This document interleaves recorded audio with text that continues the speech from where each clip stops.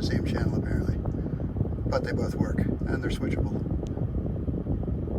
Gotta say, the Trail Grid Pro kit is very easy to install. It took maybe 10 minutes.